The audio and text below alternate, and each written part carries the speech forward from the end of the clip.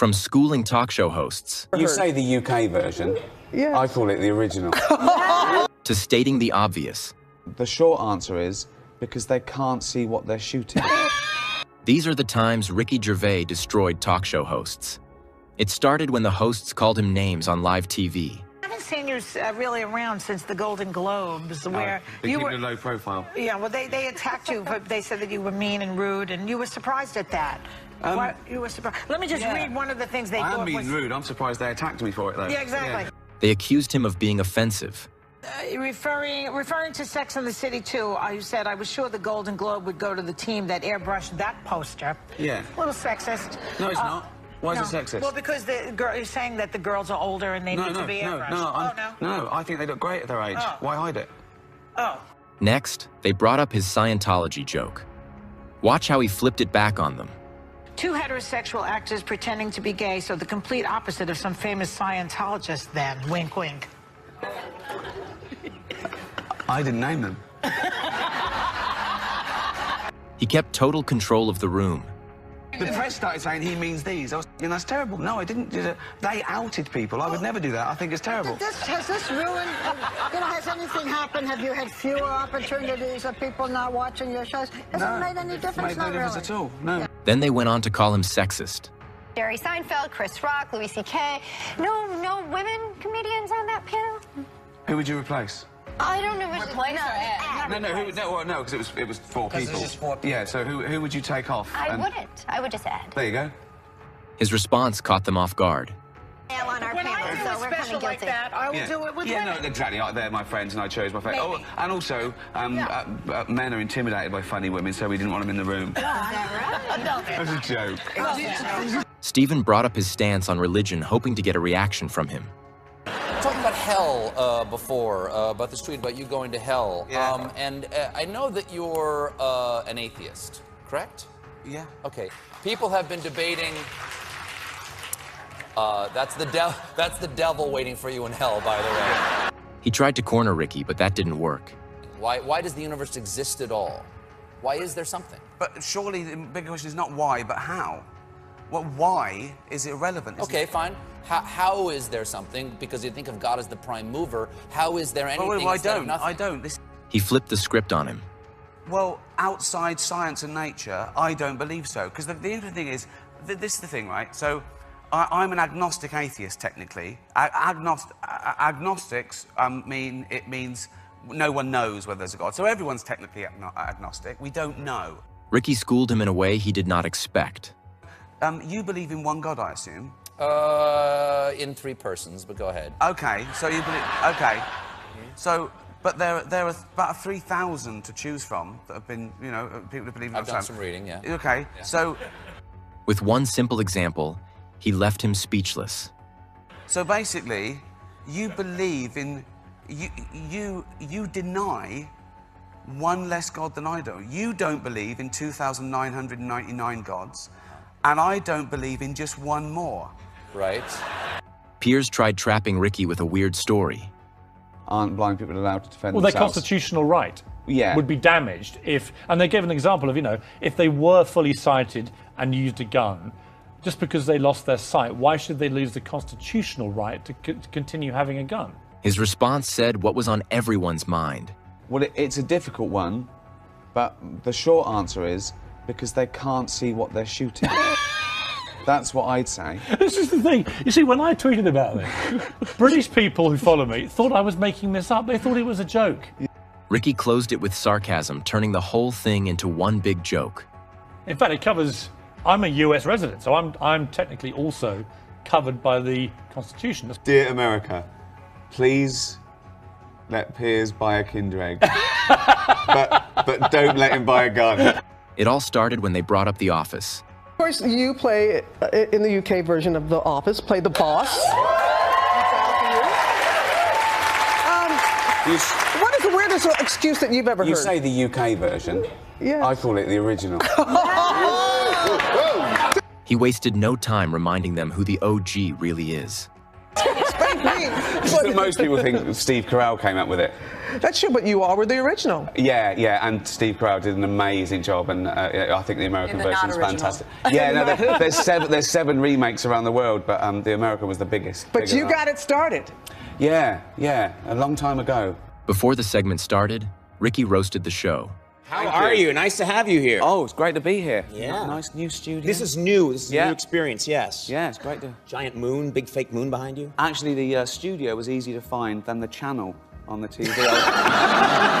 The jokes got so dark that the audience did not know how to react. You keep going, you go to costume jewellery, eyebrow plucking channel, and, you know... And then eventually you find... Osama bin Laden's got a Chad show just before yours. It's very good. He's killing us with the bookings. The conversation shifted to his Golden Globes hosting. The Golden Globes, people love it when you host this show. Very good at it. There was a perception a little bit last year that you were very good, but you didn't go for the jugular. Oh, that's what I think. I think in retrospect, I think I held back a little bit, you know, but I didn't want to... He also dropped an idea that could have ended his career. Can you tell us what that idea was so we know? Yeah, it wasn't that... Yeah. Maybe we... Well, no, maybe we could use it. I wanted it to be the opening, you know, they go, Ricky, please welcome Ricky Gervais, and I was going to come out dressed as Adolf Hitler, right? Before the interview ended, he took a subtle shot at an actor. And then get to the podium and let it die down and go, too much, right? And then I wanted to look in the crowd and go, it's the wrong crowd, it's just the wrong crowd. And then I was going to say, that's the last time I borrow a suit from Mel Gibson. It all started when Rebel Wilson revealed something no one saw coming. Now, Rebel Wilson, yeah. Is it real that you did want to be a rapper, you and your sister? Yeah, because there's no African Americans in Sydney, so like white people like to rap, and I had a little group with my sister Liberty. Ricky couldn't help but react. I never knew you were this weird. Really? No, because you kept it. We worked together for a couple of days. And I know. You're absolutely mental. In a nice way? Yeah. He also made fun of Ben Stiller later in the show. Star Trek, but I love the original series, so I have like I have the Gorn head from the original series from the episode Arena where I know. I'm just nodding. Oh, the Gorn head. The Gorn head. Okay. I have. Jonathan tries to compliment him, but Ricky turns it into a roast. Congratulations on getting a second series, essentially, but also Congratulations on already fucking it up. It's next week, you moron. He took another shot at his career. Do you think it's better than the last series? Is it I think how it's do you funnier. feel? I think it's the funniest thing we've done. I mean, I don't know what better means. I don't think... You're a film reviewer. You should know these words. That was like a proper answer to a proper question then. I know. So you'll cut it out. No. Ricky didn't even wait long before roasting him. You were hosting the Golden Globes Sunday night in California, and now here you are, Tuesday back in New York City. Thank you very much for coming back in time to be on the show. I appreciate that. I was getting out of town quick anyway. Really? Yeah. He also went after the entire Hollywood crowd. I did it the first time because I was sort of quite flattered, and it's a huge global audience for a comedian. I like writing gags. That's what I do. I did it a second time because I thought I could improve on the first. And I wasn't going to do it a third, but then lots of people were saying he'd never be invited back. So I did it to annoy them. When Letterman brought up the Golden Globes rumors, he turned it into one of the most insane comebacks of the night. The audience, who had a series of questions about your behavior on the Golden Globes. Okay. The references were golf, you playing golf, and your penis. Does that ring a bell? What? Does what ring a bell? Yeah. It's a good party trick. Get me a bell and I'll do my best. Before walking off, he threw one last jab at Letterman. Would you and your friend Stephen come to the grill room at the Savoy and we'd have lunch? Yeah, we could have a grill. Yeah. What's he going to be like in a couple of years? Because the last part of it usually is faster. Dover Soul. Dover Soul. There you go. What Grandad? Dover Soul. This time, he corrected Joy Bahar's views. Are you excited about the royal wedding? You can't even say it with a straight face. Am I excited about the royal family? Yeah. No. The royal wedding. No. I'm not excited about it. Listen, I've got nothing against the royal family, but I don't like any of that sort of... Even when she tries to trap him with a tricky question, he answers it effortlessly. When I was in England trying to do stand-up there, you can't say anything about the Queen. They have a fit, and they won't laugh. Is that true when you do it? No, not anymore. Not my crowd. He responded with facts when she came for him. No, anything. It's just, no. Well, when you go on the Golden Globes, a lot of time you are politically incorrect and hilarious, of course. Yeah, well, that's the thing about offence, isn't it? When people say they're offended, it's that just because you're offended, it doesn't mean you're right. He doesn't hold back. Offence is about feelings, and feelings are personal. Some people are offended by equality. So what? You know, so you can't second-guess people. If you try and please everyone, you'll please no one. With comedy as well, I think you've got to deal with taboos. You know, you can't legislate against stupidity, otherwise you'll be doing nothing. Ricky doesn't sugarcoat anything. This year, you didn't host, and do you miss the fact that this was the Weinstein year? Oh, I was salivating. Honestly, I got an adrenaline rush thinking of, you know, what I could say and whether I'd have to go to jail. At the end of the interview, he set the record straight. I'm not doing it for the 200 egos in the room. I'm doing it for the 200 million people watching around who aren't winning awards, who aren't millionaires. Even when the same old sexist tag comes up again, he still maintains his composure.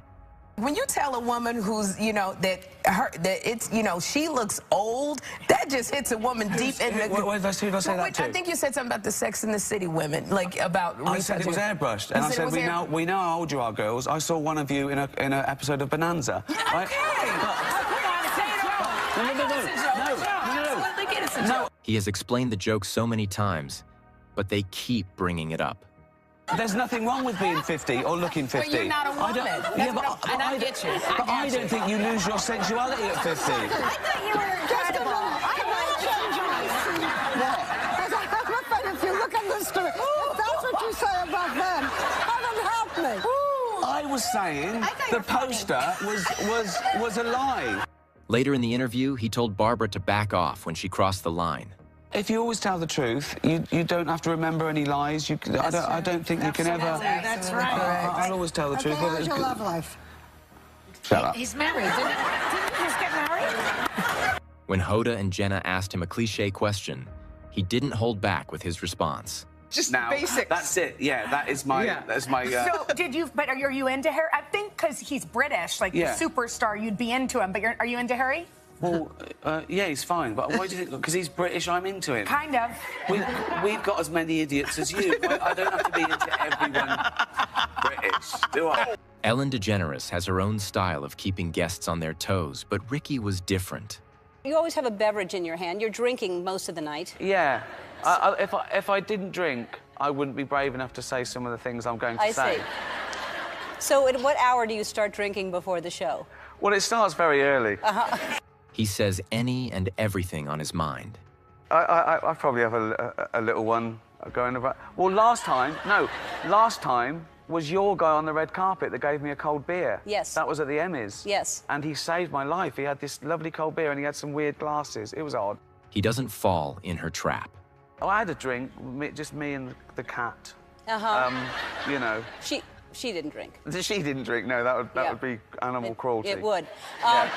In fact, her watching me drunk is pretty cruel, I imagine, to a cat. She pushed again, but Ricky handled it effortlessly. Look, she's actually looking away in disgust. Yeah, disgusted by it. She's... Right. What's on your head? He ends it with a roast. I work out nearly every day. I work out about 5, and I do it sort of, you know, 20 minutes, 30 minutes, just so I can then go and eat pizza and drink beer. It's like a reward. As I'm running, I'm thinking, that's 1 beer, that's 2 beers. You know what I mean? Yes, I do. They try to deflect. Obesity is a disease. No, it's not, is it? You just like eating, don't you? But Ricky calls them out. There's always a big door, isn't there, to a supermarket? It's always... They've got a quadruple door, isn't it? No one's ever been too fat to get through the door of a supermarket, OK? These are times Ricky Gervais humiliated fat people. I got asked to do a benefit gig recently for sufferers of obesity. What? She went, sufferers of obesity. I went, you mean fat people? She went, no, because obesity is... Well, she actually went, no, because obesity... She was eating, of course she was eating. No. He was just getting started. Between snacks and, no. But she said, obesity is a disease. No, it's not, is it? You just like eating, don't you? No, it's not, is it? Oh, I'm so fucking ill. Oh. That's not all. I said to her, what's the disease? She went, everything tastes good. Everything? Yeah, not salads. Salads. Oh, it's not a disease, is it? Leprosy is a disease. For an atheist, he does know the Bible. Can you imagine Jesus in the temple? People come up to him in bandages going, Jesus, my face is falling off. Can't stop now, it's a fat bird and a third pie. He also mocks their behavior. They complain about the situation. They go, no. I'm getting fat. No. Aeroplane seats. And the whole airport charade. And if we're talking about fairness and aeroplanes, why is it I get the same luggage allowance as a bloke who's 40 stone? Why is that allowed? We're both allowed 32 kilograms on the plane. I want to go, no, he used up his 32 kilograms on his tits. He even criticized people who call the word fat a slur. Now there's even a stigma, like doctors get in trouble for saying to someone, you're overweight or obese. They go, no, that's a political thing. No, it's like fat shaming. It's not fat, you don't get cancer shaming. He's trying to save your life, right? There was a school that tried to ban the word obese because they said it was derogatory to, I don't know what to call them, round children, right?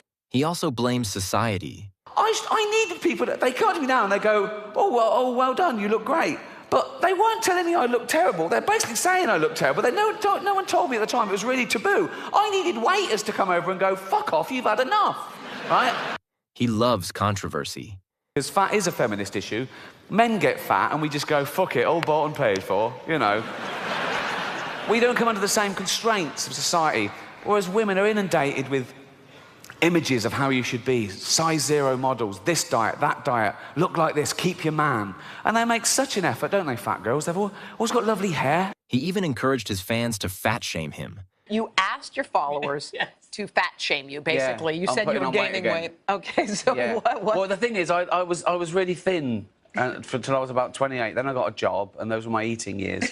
and I got really fat, and then I lost weight by working out. But now I'm getting so old and feeble. Knowing Ricky, he plays into it. I refuse to give up food or wine. So I'm just going to steadily get fat. I just weighed myself. I'm 13 stone. That's the heaviest I've been since I was fat. Yeah. Please tweet your best insults. And I ask people to tweet me And what are they saying? There's things like, how do you get Ricky into the shower? Grease the sides and throw in a cookie. The great thing about you was you were just chunky, chubby Ricky. We all thought that could be the guy off the street. You were overweight. You know, everything about you was physically. Look, I mean, that's Joe Local. Nothing wrong with that. Nothing wrong with that at all. Look at you now. You've become this kind of Hollywood glamour pinup. As if. He says the funniest things with a hint of truth. I got fat. Who cares? And I still don't worry about it really. But this is the thing. I got fatter and fatter from the age of about 29 when I got my first job. I was a bit late. And I think I, just got fatter and fatter. He wasn't done. But how heavy were you when you went, that's enough? 14 stone. 14 stone. And was there a moment of kind of self-awareness where you went, OK, that's enough? I just felt like, where was it going to end? Didn't want to blow it, actually. Life's great, and I didn't want to wake up with a heart attack. He doesn't sugarcoat it. I know what you're thinking. All that boxing training paid off.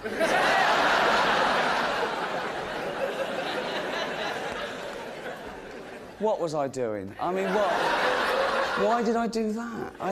Well, I do know, actually. I did it I thought I'd get sort of fit and lose a bit of weight, but there are easier ways than getting punched in the face. He loves controversy. We had to have our percentage fat. Grant Bovey came out at 8% fat. I came out at 25. Which is more than I could vote for, really. But you know what, Rick Waller came out? 60% fat. True, I looked that up. That is the same percentage fat as a pork scratching. Absolutely true. Not only that, but he also shared his personal experience. We've had Christmas, and I put on 5 pounds at Christmas. In fact, I tweeted, so I put on 5 pounds, fat shame me to get me out of it, and people were saying things like, how did you get Ricky Gervais into a shower? Grease the sides and throw in a cookie. So, right? He tells another story. And being fat is like being gay. What? No, it's not. What? With your sexuality, you're born, you grow up, you discover you like same-sex relationships, and that's it. You're gay, OK? For being gay to be the same as being fat, you'd have to be born, be straight, grow up knowing you're straight, but gradually and consciously wean yourself onto cock. Food companies and supermarkets aren't left out. I blame the food industries, because you go into a supermarket and it's just packed with that stuff. Everything's packed with hydrogenated fats and extra calories and sugar and butter and everything, and they love that, OK? He even adds a vivid description. There's always a big door, isn't there, to a supermarket? It's always... They've got a quadruple door, isn't it? No one's ever been too fat to get through the door of a supermarket, OK? And it opens automatically, so they don't have to waste calories pushing anything. There's just... And it's a good job it opens automatically, because usually it's glass and they can see the pie from down the road and they're in like that. He says things as it is. But when they get in there, it's all fresh fruit and veg. It's all whole grain. It's all stuff that's good for you, OK? Of course they'll be confused at first. They go, well, that's not real food to them. They think Brussels sprouts is packaging, right? They're looking, where's the cakes? Where's the cakes? The cakes are over here, but the cakes are through a different door. But this door is human-sized. He ends it in the funniest way possible. Oh, fuck, I can't get in. I can't get through the fucking door. I can't. And they go back. Oh, no, I still can't. Back another carrot. They're back and forth for days, and the fat's fallen off them. Soon they can slip through the door and have a cake. They can't get out again. No, but I mean...